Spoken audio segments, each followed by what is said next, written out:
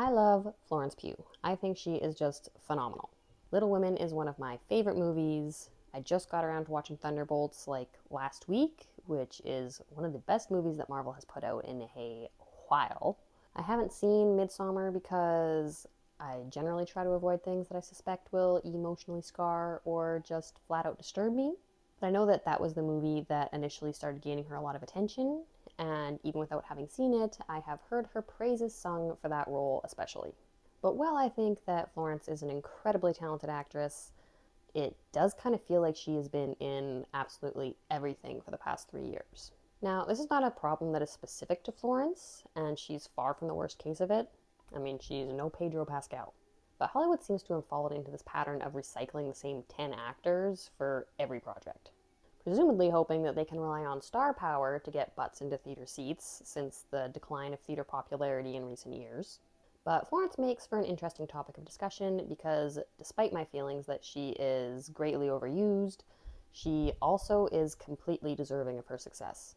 Like I said, Florence is far from the worst case of this recycling phenomenon, but I did just watch Thunderbolts and Dune Part 2. Dune Part 2? Wow. But I did just watch Thunderbolts and Dune Part 2 for the first time recently, so she's been on my mind.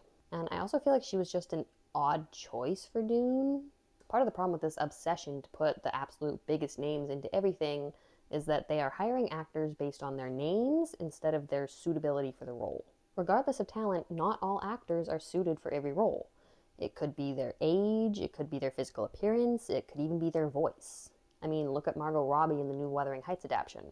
Talented actress, beautiful woman, right for the role? Absolutely not. You hear people talking about iPhone face and complaining about actors with iPhone face being cast in period pieces. That's kind of how I feel about Florence Pugh being cast in Dune. Not that she has iPhone face. Like I said, I loved her in Little Women. But while Dune may not exactly be a period piece, it does have a very specific aesthetic, and Florence just didn't really seem to fit the world to me. Dune is also a huge example of movies just absolutely stacking their cast to try and draw people in, especially Part 2, with the additions of Florence Pugh, Austin Butler, Christopher Walken, and even Anya Taylor-Joy for like a millisecond. And while they are all very talented actors, do we really need this much star power in one movie? All of a sudden it's starting to become, look how many big names we have in our movie, instead of, look at how great this story is and how well we told it.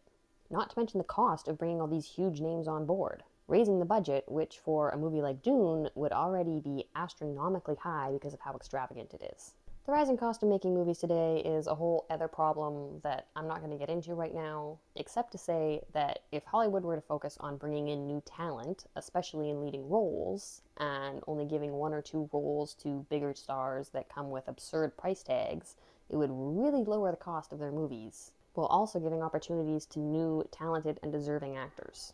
Florence Pugh is an incredible actress, and she deserves all of her success, as do many of the other actors who this problem applies to.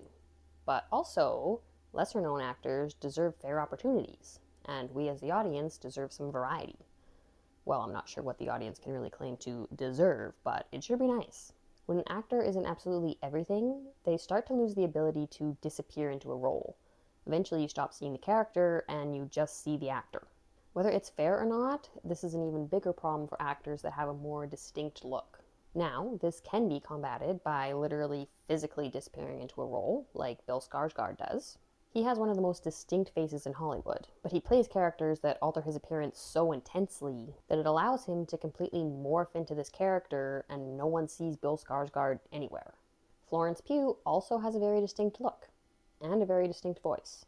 And the busier she gets, the harder it is to see the character that she's playing instead of just Florence Pugh, even though she's doing an incredible job portraying the character. Now, I'm not suggesting that Florence Pugh needs to start playing dancing clowns or ancient vampires, but another way that she might avoid becoming too recognizable is by practicing the Ryan Gosling method.